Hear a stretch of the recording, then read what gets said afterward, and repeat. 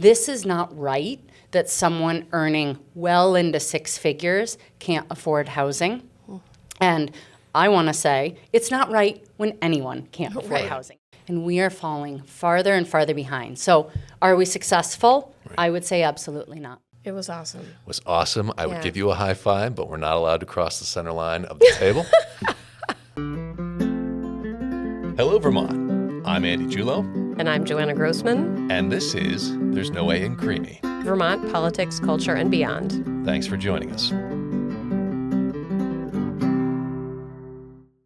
Hello, and welcome to There's No A in Creemee.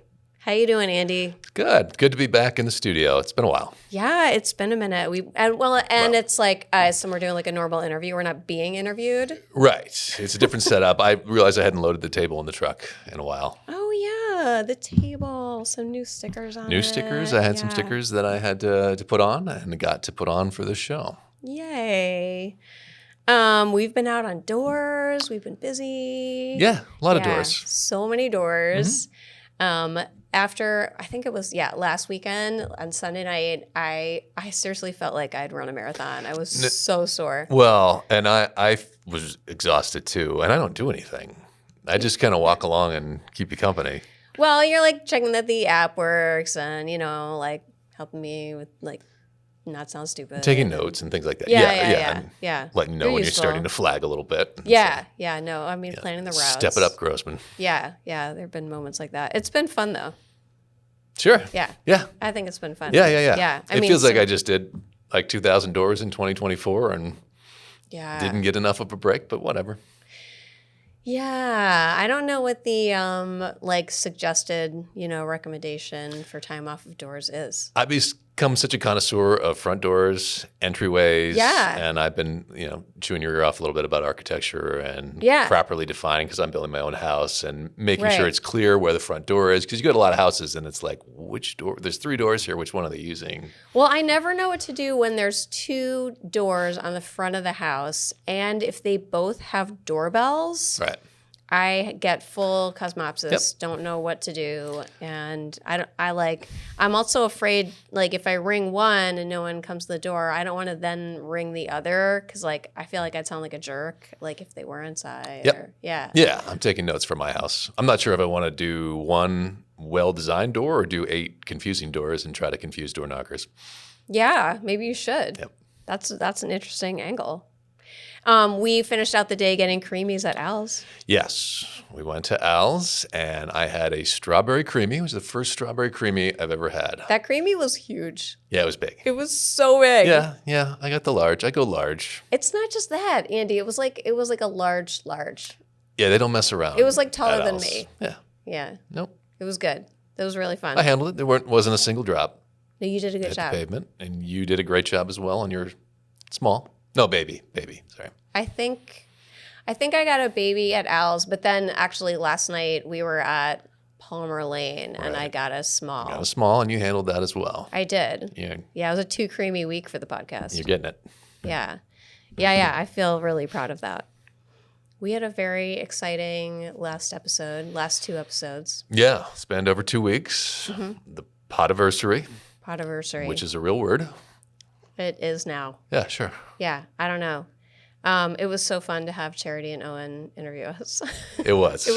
It wasn't as harrowing as I was a little bit like, why did we ask the Attorney General and a prosecutor to interview us? And the second half was mostly a quiz.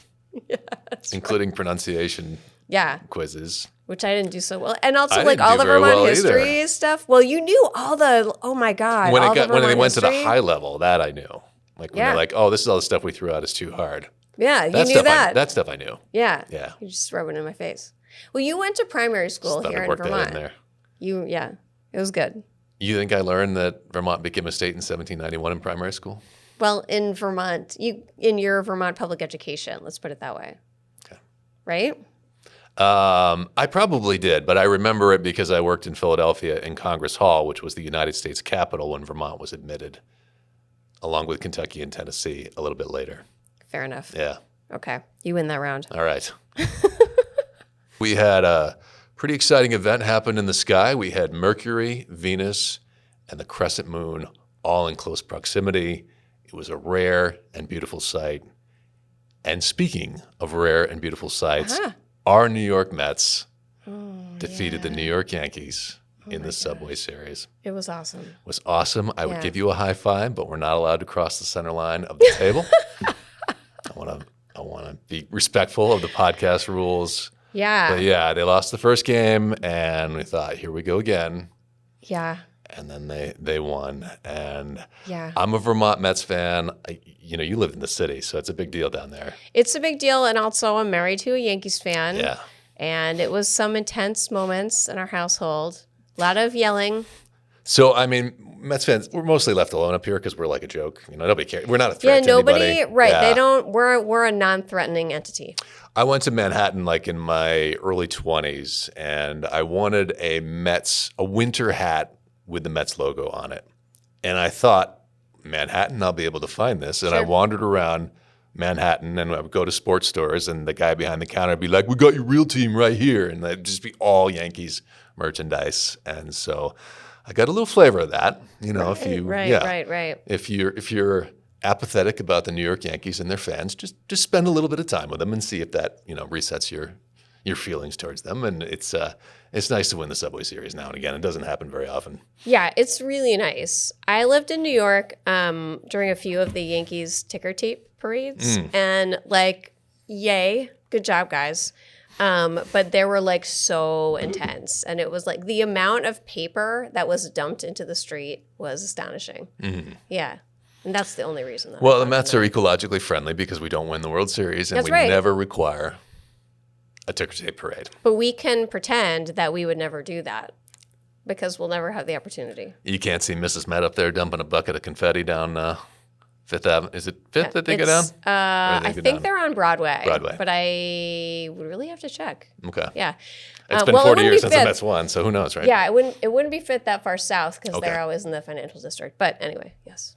Anyway, well, you know what? We're Mets fans. We'll figure it out. If we get to have a parade, we're going to have the parade wherever we want, whenever we want. Maybe we'll have it upstate. They don't get a lot going on up there. We're going to have it in Queens, man. All right. We're going to have it in Queens. Fair enough. Yeah, I'm glad that we've worked this all out.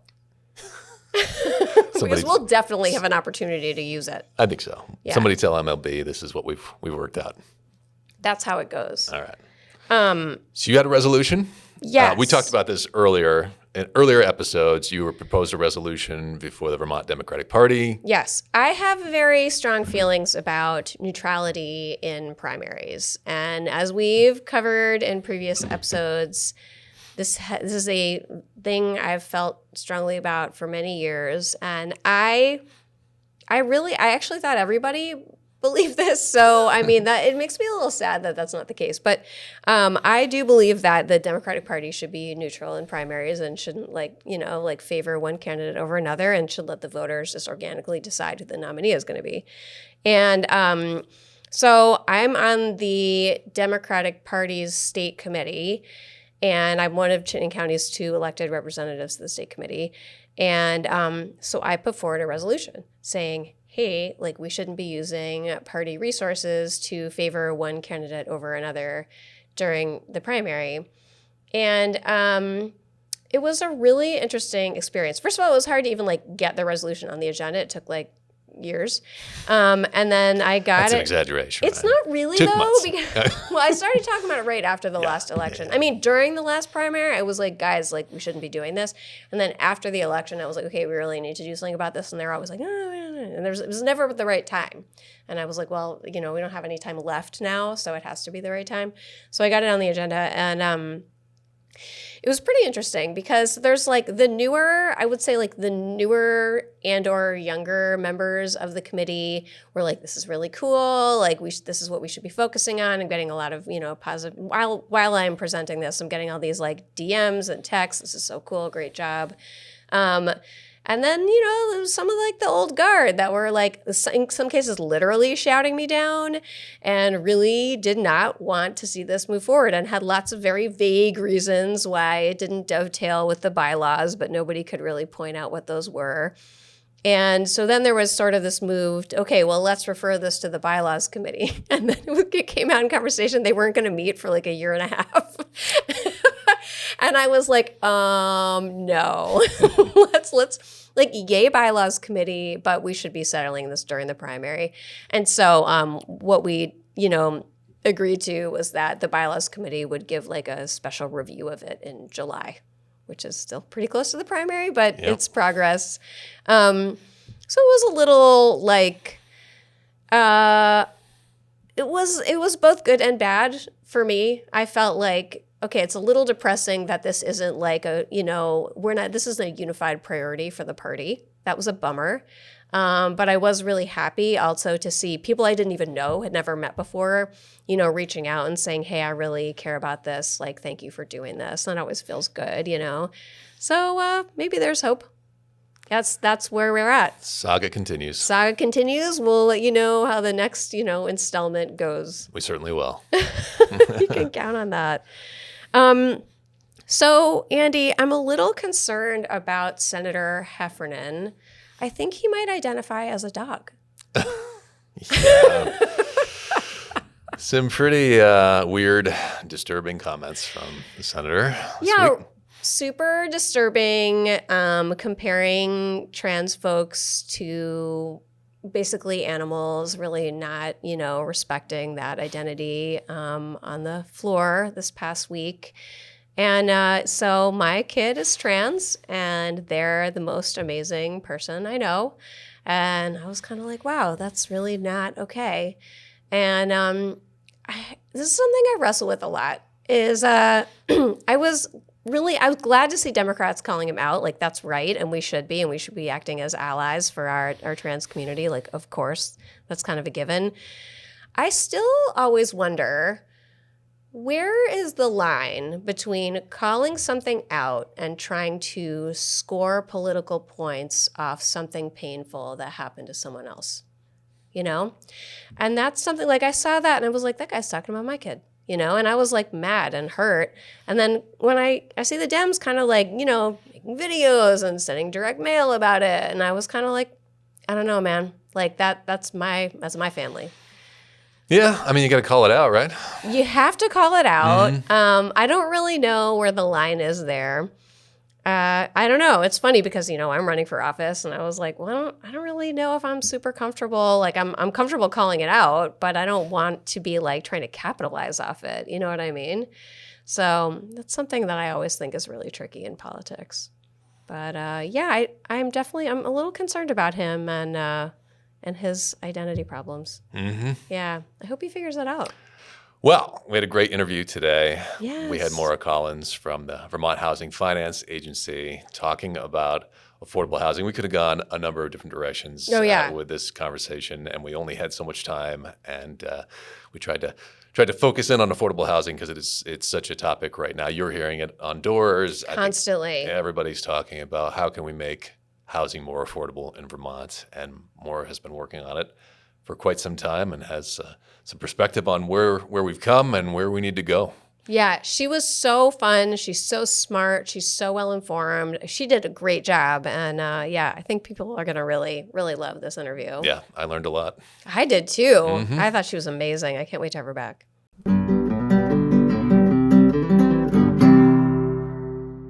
Hello and welcome to There's No A in Creemee, Maura Collins. Thank you for joining us. Thank you for having me. Yay, we're so glad you're here. We have just been hearing about housing nonstop this season. And we're excited to talk about this. So tell us, what is VHFA? The Vermont Housing Finance Agency, VHFA, sounds like lots of other organizations for a letter acronym with V in it. We were started 52 years ago by the legislature, so we're quasi-governmental, which confuses people. In the 70s, the federal government did a new thing, and they said, states should be able to sell tax-exempt bonds in order to fund good things we want to see in the states.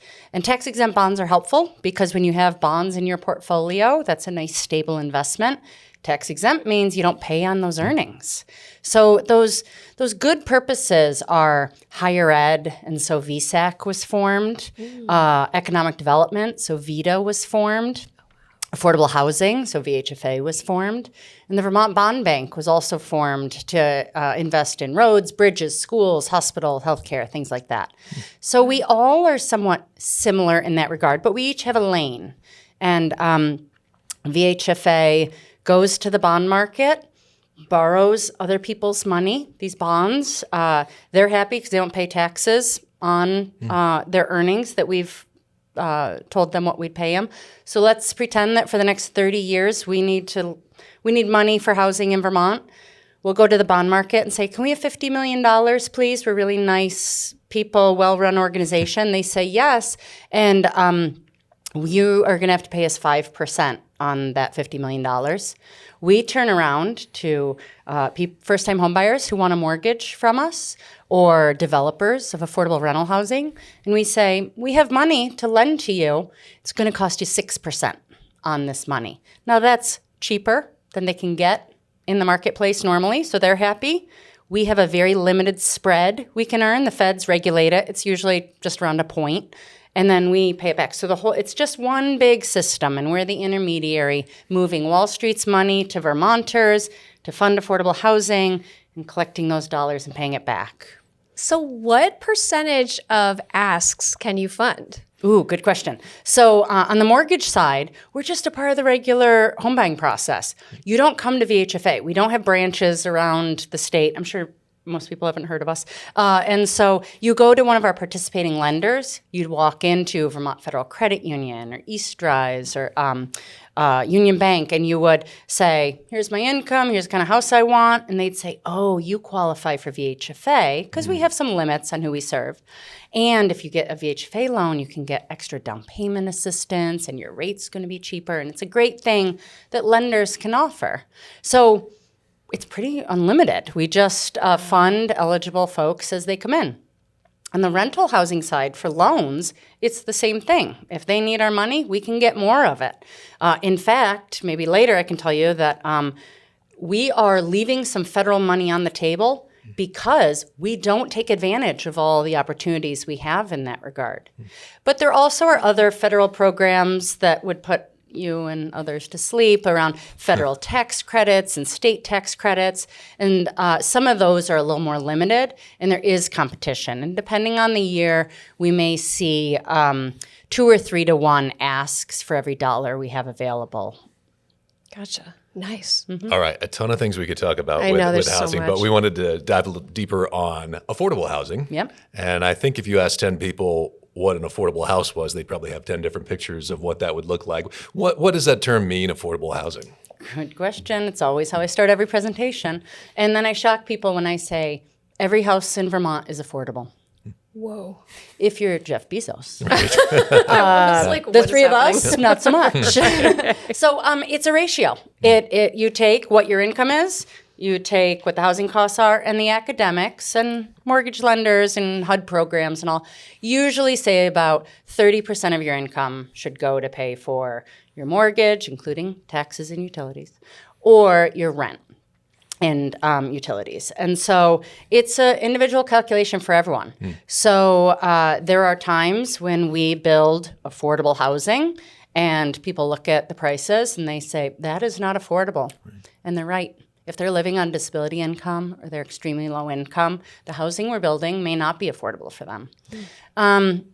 There's other folks who say, well, I don't want government affordable housing. I just need housing that's affordable, to which I say, actually, what we're building is affordable to you. And I do think there's sometimes a misunderstanding around what we will say capital A affordable housing, which I'll call government subsidized housing in some way, versus just some really crummy falling down housing is affordable. It's not where we'd like to live, but it is affordable. Sure.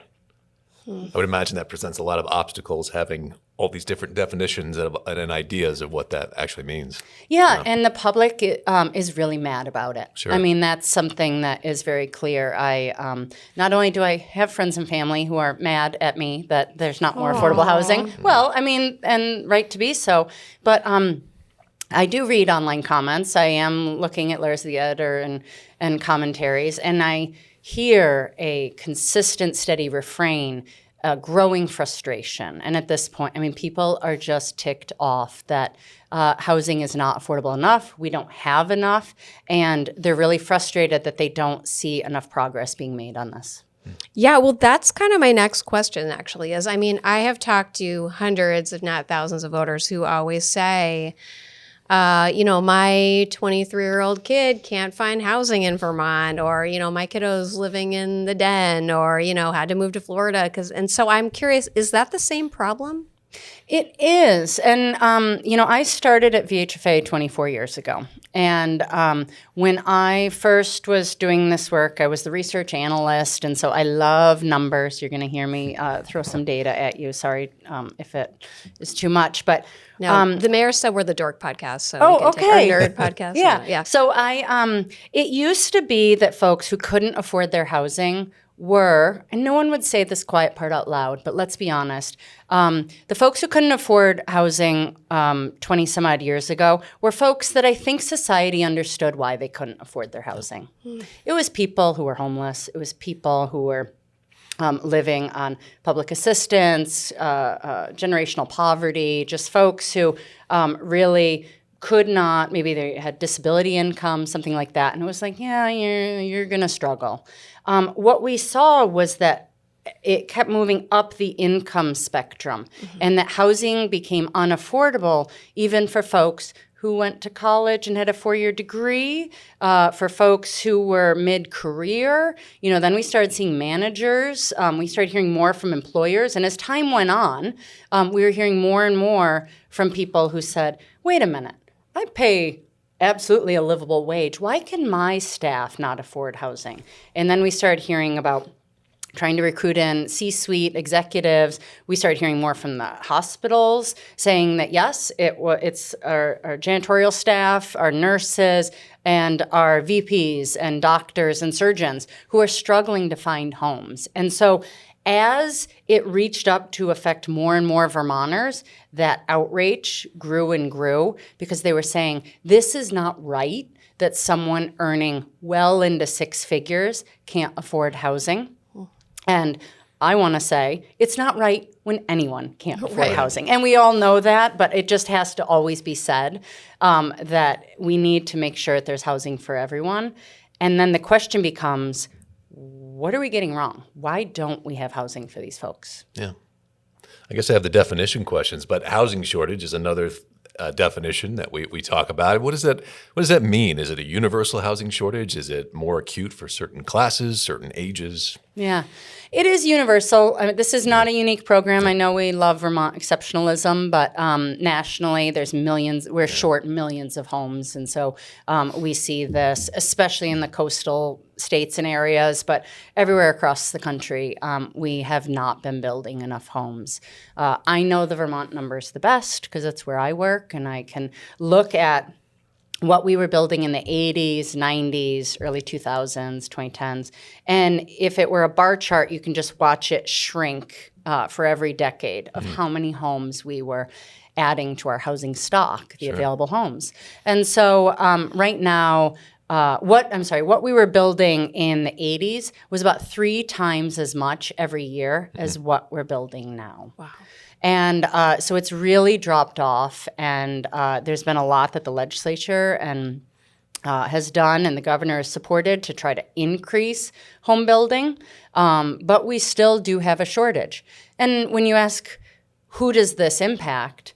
Like most economic systems, it's going to impact the lowest income folks the most acute. They are the ones who will be squeezed out the most. And as I said, it really does span a lot of populations. But when you have an additional hurdle, such as a disability or the like, it's going to add to it. Yeah. In fact, there's a story from a book, Homelessness is a Housing Problem, by Greg Coburn, and another author.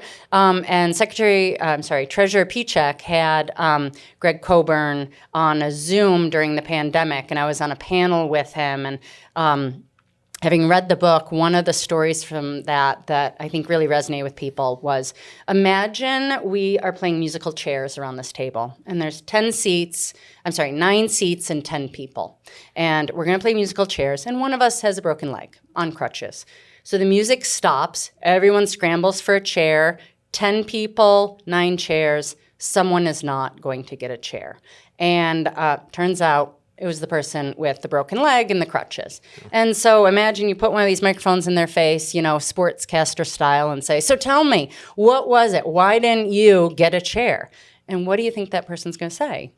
Well, because I was on crutches. I couldn't get there. Right. And the answer, and everyone sort of sticks to it's because of that. And it's no, the reason they didn't have a chair was there wasn't a chair for them. Right. It wasn't the crutches that caused the problem. It was the chair. Yeah. And so this book goes through looking at housing supply and shows that actually homelessness can be solved when there's adequate housing. And there isn't a correlation between rates of homelessness and political party in charge of the city, or levels of poverty, or racial demographics, or generosity of the social safety net, or anything like that. It's just, how many homes do you have? Wow. You said this is going on nationwide. Is it significantly more acute in Vermont, or is it kind of on par with other states? Again, I would say there's kind of parentheses on the coasts. And so it is on par. The New York Times just had something a few days ago that looked at comparing the median home price to the median income, and looked over time to show over the decades how it has changed about. And these numbers only came out a few days ago, so I don't have them memorized. But it was, 2, 3, 4 times your salary is the median home price years ago, and then that's grown. And I believe maybe it was San Francisco was now 12 times, the median income is the home price. So I quick looked at Vermont and each county in Vermont, looked at where it's most acute. And we were rivaling some of the big expensive cities. It wasn't 12 times, but it was almost 5 times. The median home sales price is about 4.8 times the median income in Vermont. And so that is far worse than we used to see, and far worse than we see in a lot of other states. Wow. Okay, so tell us, you work a lot with affordable housing specifically, right? So what have we tried to solve this problem before? Usually our go-to when you're an affordable housing funder is we just need more money. I was talking about bond markets, which are kind of unlimited, but let's be honest, a lot of that money on the rental side gets paired with money from HUD, money through a tax credit program that actually the IRS administers, and state appropriations. So we throw a lot of money at this problem. And pre-pandemic, there was about $65 million a year flowing through the system to fund affordable housing. I believe that's up now. It definitely ballooned during the pandemic. I actually don't know the current funding levels for housing, but there's an annual report that the state does that looks at this. And the refrain has often been, well, the needs are so great and growing, and so what do we need? Well, we need more money to address those needs. And the moment we're in right now is a little different because I think the state budget realities and other conversations are saying, maybe we can't find more money to throw at this. Not to mention, there have been a lot of hard conversations in the last couple of years where VHFA and other affordable housing funders are being called to the table to say, hold on, hundreds of millions of dollars, I last saw it quoted, $800 million went to affordable housing since the pandemic, since 2020. Show me the evidence of what you did with that. And we did not see increases in what we could do for that money because the cost of building housing went up right alongside the extra money to do it. Now, there are economic factors to that, and there's the reality that we really were pushing, hurry up, get the housing done, do it. And when costs increased exponentially, agencies like VHFA and other affordable housers didn't do enough to keep the door and the lid on the pot to keep some of those increases from rising. Interesting. So the pandemic changed a lot, but in the decades before that, was it successful, the investments that were made? Were we making progress in affordable housing? Well, I want to ask you, define success. Yeah. Ooh. Because I know my industry has long said, oh, yes, look at what we've done. Right. And we will put a picture of Maura in her apartment as an example of saying, look at what we did there. Right. And you know what? That's an impressive picture. It's a lovely apartment. I'm sure there's some views. It's energy efficient. Maybe Maura was exiting homelessness. I mean, there's some real good stories of who we've helped. And so if that's your definition of success, then I think there's a lot to be proud of in Vermont. Yeah. If you go one step further and say, hold on, City Hall Park in Burlington looks a little more full than it used to a few years ago. So if that's how you define success, then I think we need to keep the conversation going a little farther and say, how we're falling further and further behind in meeting the needs. So it's already a nerd podcast, so I'm just going to go with it. I want to talk about like a ratio. Yeah. The numerator, the top number, is who we've served. And that's where we can say, yep, 2,500 people, 1,300 people, whatever the number, that's who we've served. Great. And the conversation that my industry likes to keep our focus on is the numerator. But there's a denominator, which is what's the total need. Yep. Now, we like that number too when it's time to come ask for money.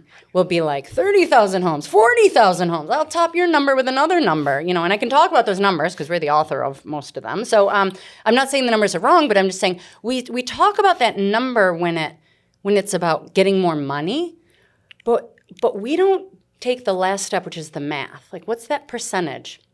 So we used to be able to serve this much, our numerator of who we're serving compared to the need.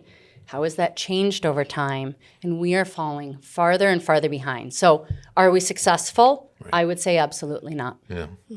Yeah, I guess in your question, I wonder if more investment, if you could say that the demand is outstripping supply and more investment would get all of the demand, versus is there something fundamentally wrong with the way we're addressing it, that there's always a population that is going to be pushed outside of that solution? I think, in what many deem late-stage capitalism and in the system we have and income inequality, there is always going to be an argument that there will be people who fall through the cracks. Sure.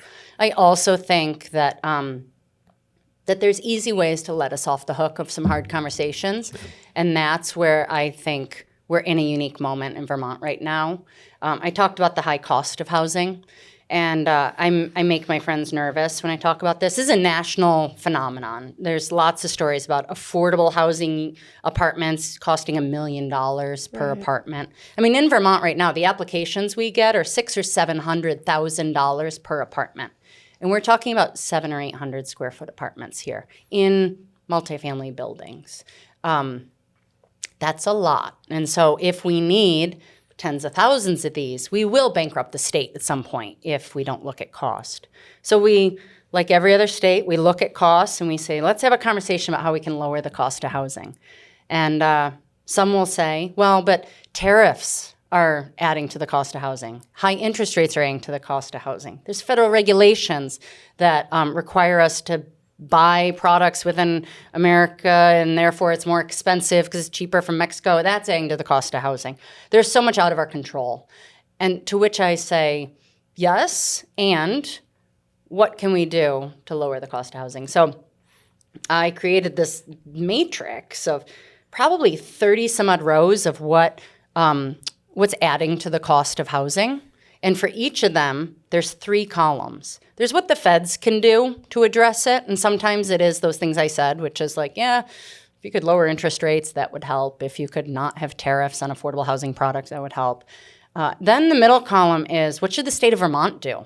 And this is where we're talking about planning, zoning, density, faster reviews for permits, maybe exempting of permits, streamlining things, having more money, all that. That's what the state can do.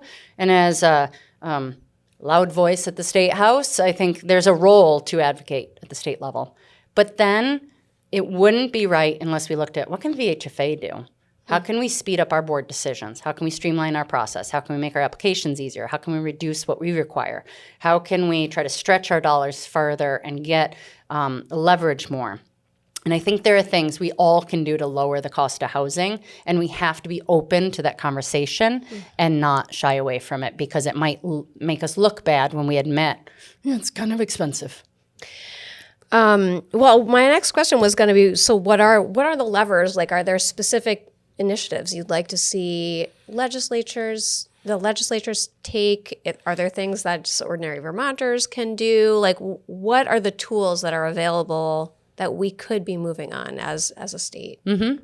There's so much. I am lucky enough several times to be able to speak to the full legislature when they're in training mode in December each year, and they're getting oriented to different topics. Oh, at the snelling orientation? Actually, it's at the all-member briefing, separate from that orientation. And so with that, I have done a cutesy little thing where give them 10 ideas, and they can vote on their phones and be like, which of these do you think is causing the housing crisis? And it's all good answers. And skip to the end, it's all of them. You know, they all like to say, it's short-term rentals. No, it's, Act 250. No, it's like, it's all of it. Yeah. And therefore, a call to action is every committee in that building at the State House needs to be thinking about what they're doing and how it may negatively or positively impact housing. So the legislature and the governor have been on this topic for several years now. Every December, like clockwork, there's a conversation that's like, this next session, maybe we don't have to talk about housing so much because, we've done things the last 2-3 years. As if this, what I just say, 40-year problem is going to be solved in 3 years. So no, we have to keep steady focus and attention on this. And I have a lot of ideas of what the legislature should be doing to help move that forward.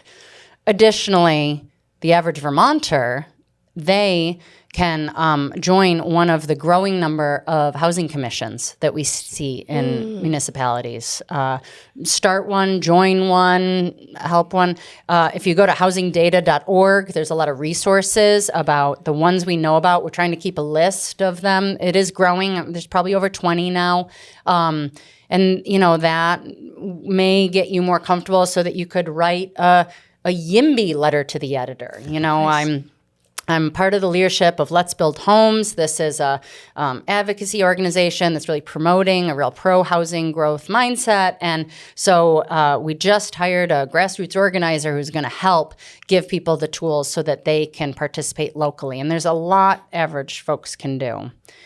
And then leading one of the state's largest financial institutions focused on a mission like affordable housing, I think that's where we have been looking at our programs and policies and trying to understand where have we been a part of the problem and how can we do better. And that has led to some clear conversations from our board. They do rally around this idea of just adding more housing. How do we keep that as our North Star, and what do we have to do?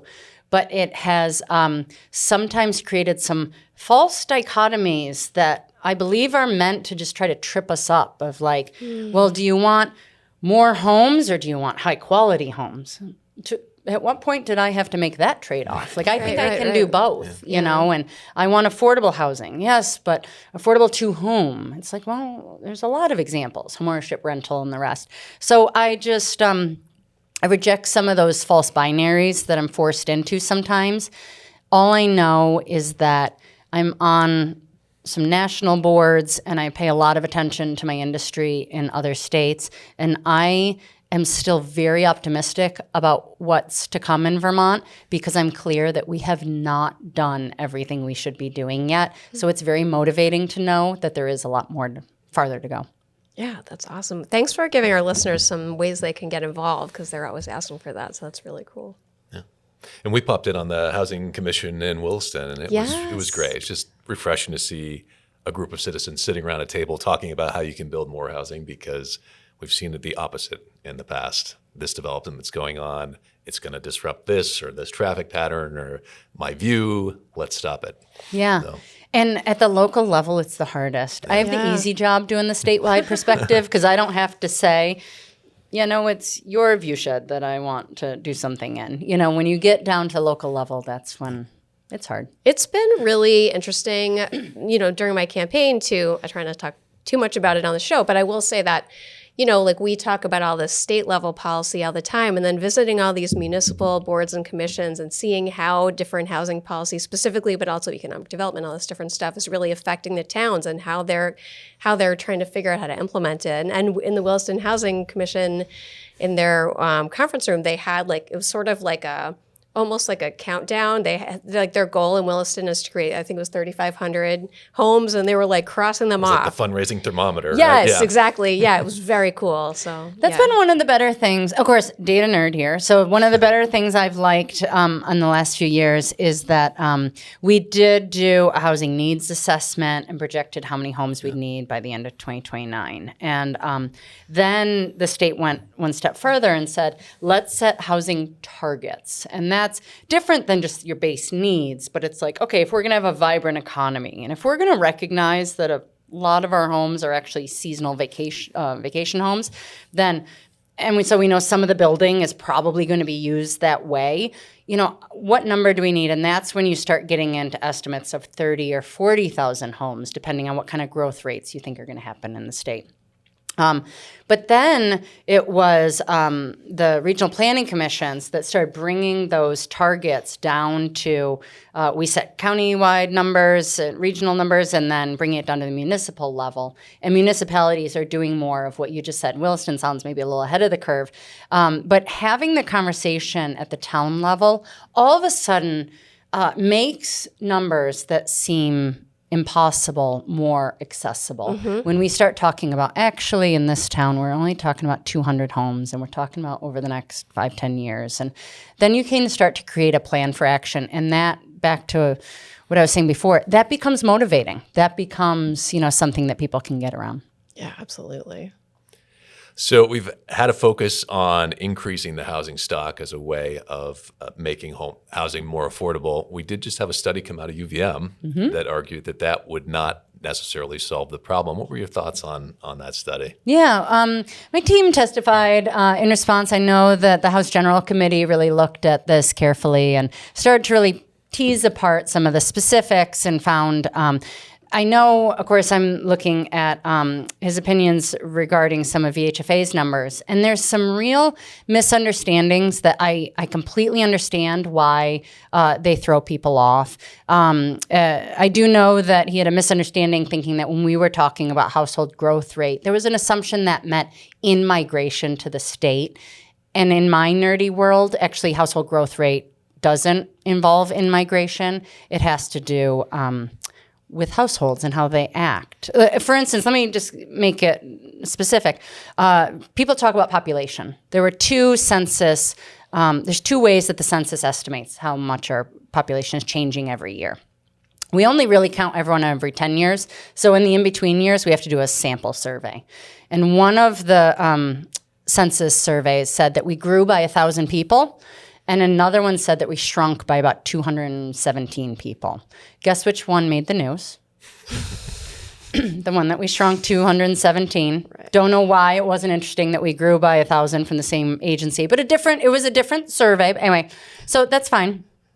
In the housing world, population doesn't matter that much. Mm-hmm. We care about households. If you think about it, if we were a family, we need one home. So from a houser, I do care that there's 3 or 10 people in there because I want your quality of life to be good. But at some point, it's not the number of people; it's the size of your household. And what we know is that in Vermont, we have the lowest average household size of any state in the nation. So it's probably related to the fact that we're over-indexed in white folks who have smaller household sizes and older folks who are smaller household sizes. But it is shrinking every year. And so let's say that in 2015, the population never changed of Vermont between 2015 and 2025. And by the way, it did. But let's just say 2015, 2025, no change in population. Over those 10 years, Vermont would have had to add 2,000 more homes every year for 10 years just to accommodate the shrinking household size. Wow. And that's because of families like mine. Married folks, 3 kids, 5 people, 1 home. 3 years ago, the world's most loving, amicable divorce there's been. Now 5 people split between 2 homes. Then that first kid goes to college, and this fall the second kid's going to college. Now we don't really count dorm living, so I'm exaggerating here. But my point is that within 3 years, those 5 people who for 20 some odd years lived together now are theoretically taking up 4 housing units. That's shrinking household size. We didn't move in and out of state. We didn't have babies die, anything like that. It's just a function of how we live.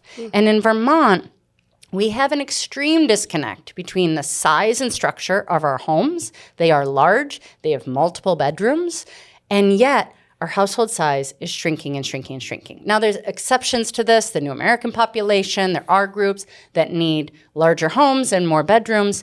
But I heard Mike Pichek say, and I don't know where he got this from, so I'm just quoting him, but he was at a ribbon cutting one time, and he said that Vermont has 1 million bedrooms in the state in its homes.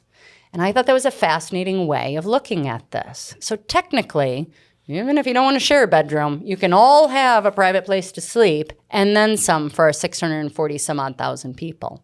And so your question about the report, I do think that there have been, I'm watching the Reddit comments, I listened to the testimony in the State House. I won't be the first person to say that a lot of very valid questions were raised about what wasn't looked at, what was looked at, the limited scope and all that. And I did notice the part where the study says, actually, if we had added more homes, it probably would have helped prices. Fair enough. Yeah.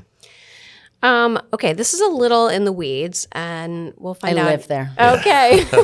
So something I've been hearing about over the past few months, especially like in the, more dense areas of the state, which, I live in Burlington, and I'm adjacent to South Burlington, which is trying to add a ton of units. And something I've been hearing more and more about is that it's hard for developers to build condos because 50% of them have to be pre-sold. Yep. And I was wondering if you could explain that a little bit and how you think that might be impacting the affordable housing inventory. Yeah. You picked a good weed because this is impacting our housing stock. Okay. This came out of the 2008-2009 financial crisis. If you imagine South Florida, Vegas area, Sunbelt states, Arizona, where there was just a lot of cheap money, not a lot of lenders looking at it closely. And so a lot of condo developments were being thrown up. And then the market tanked and those buildings sat vacant, some half constructed, others fully constructed, but vacant for way too long.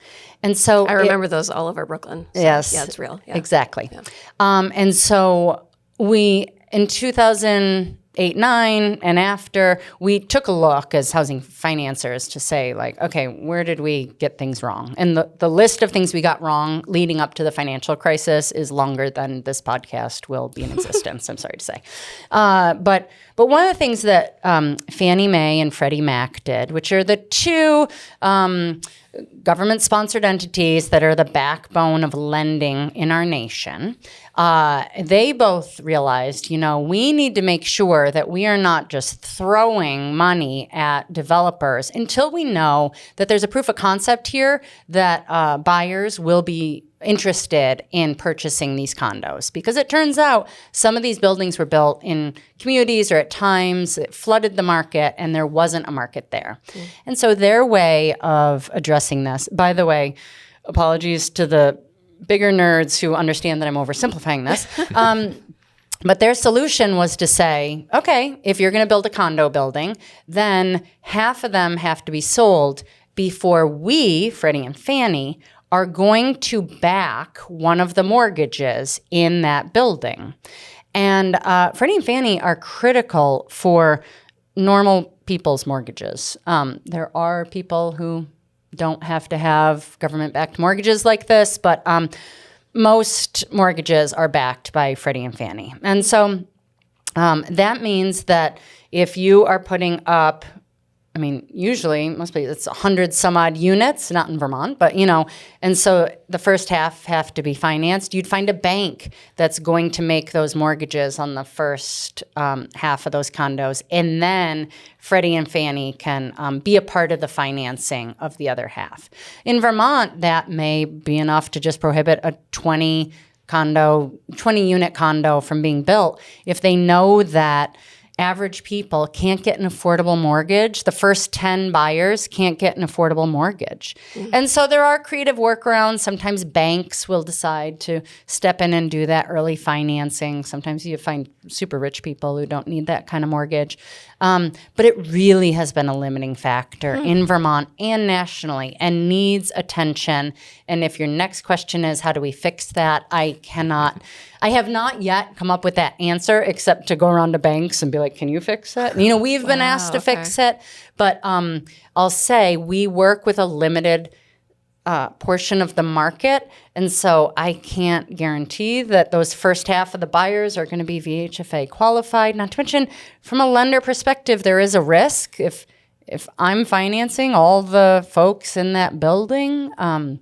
So that has been a real limiting factor. And condos are a wonderful, accessible home size and scale because they're more affordable. Yeah. Okay. That's super helpful. Thanks for helping us understand that. You mentioned that we were leaving some federal money on the table. I wonder if we could come back to that. How could we capture that here in Vermont? Good question.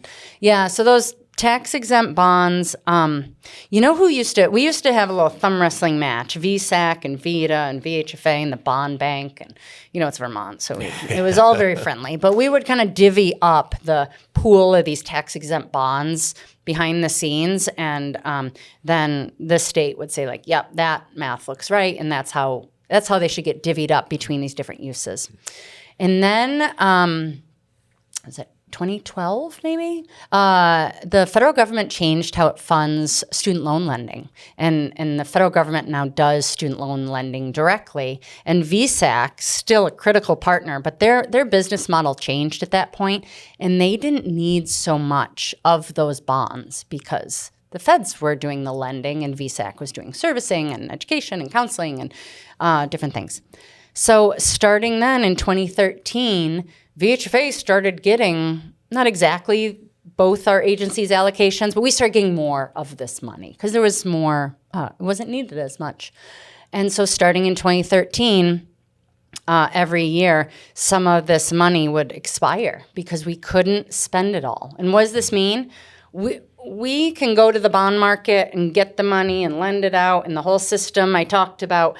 Well, we were getting flooded with money starting in 2013, and there weren't enough people to borrow the money from us. Now, again, it's mortgages. If you imagine, that was during the time when mortgage interest rates were very low. And so when I say VHFA offers a cheaper interest rate, well, when your interest rate's already below 3%, and I say, I can make it 2.85, you're sort of like, I'm good. I don't want to fill out your paperwork. So that was one reason our single-family lending declined.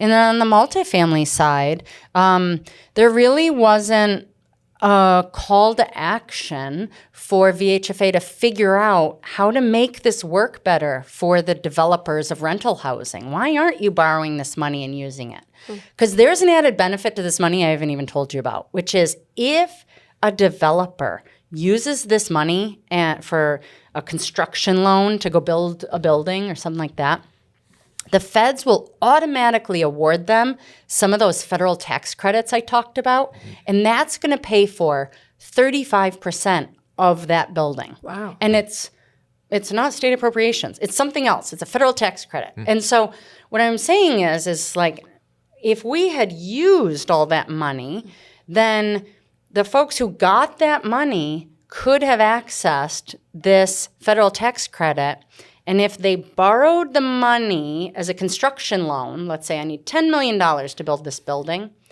by the time it was constructed, if they followed the tax credit rules, they would have had 35% of that construction loan paid back through this tax credit investment that they could have gotten. The problem is that 35% is not 100%. So how are we going to pay back the rest of that loan? Well, we can go to HUD, and you can watch HUD's funding levels ebb and flow over time.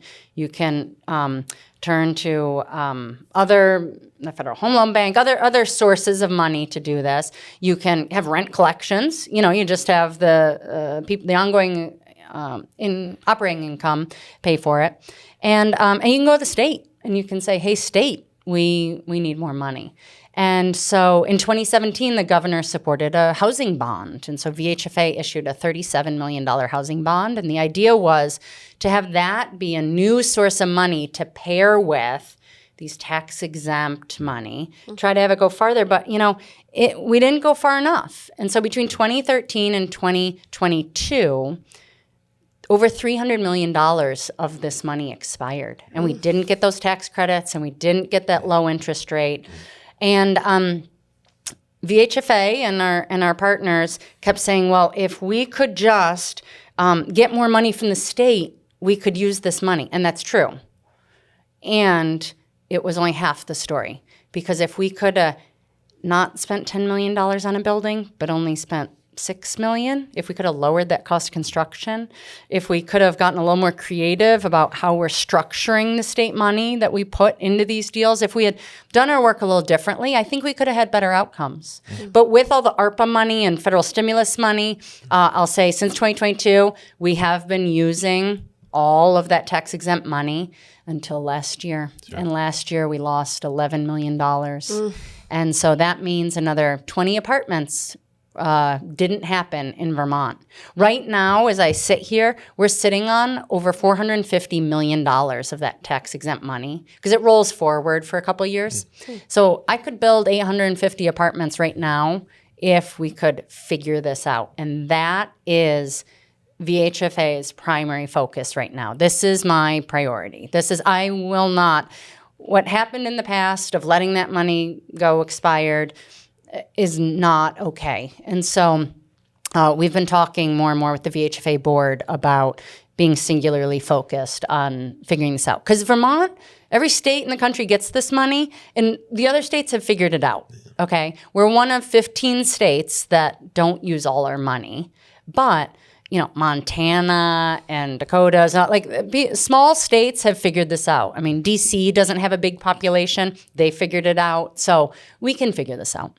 It reminds me a lot of when Vermont Public would have matching promotions and you listen, you're like, oh, I want them to get the match. I feel like you need to have a promotion like that. That really is a good analogy. Yep. Yeah. Tote bag in there somewhere. Yeah, get a tote bag. Absolutely. I love a good tote bag. Okay. You have asked some really difficult questions. Now we're going to ask you what I think will be a much easier one. So when you get to one of the state's amazing creamy stands, what do you order? I knew where I was coming here. And one of my core values is authenticity, and I was going to lie to you, and I'm not going to. Awesome. I like it. I do not like creamies. Whoa. Truth. You're speaking truth. We respect sorry. that. That's okay. I'm not a creamy fan, and the worst part is that I am an ice cream fan. Oh, that's not bad. I'm gonna go so far. I'm also not a Vermonter, obviously, from my answer. I've had the maple creamy. I know. I mean, that would be my go-to because when the tourists come to town, I take them all for me. I know what to do. I go to Palmer's. I do the things.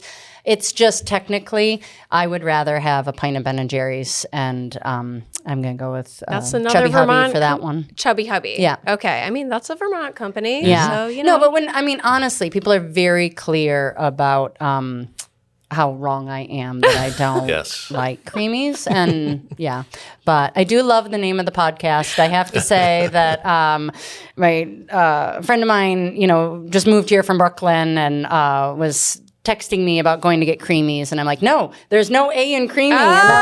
In fact, you need to watch this podcast. Yeah. Thank you for that. Yeah. Awesome. Thank you so much for being here. This was really interesting, and I think folks are really going to enjoy hearing about it. Thank you for letting me nerd out on some of these details. I appreciate the opportunity. That's what we're here for. Yeah. 100%. Thanks, Maura. Yeah. Thank you.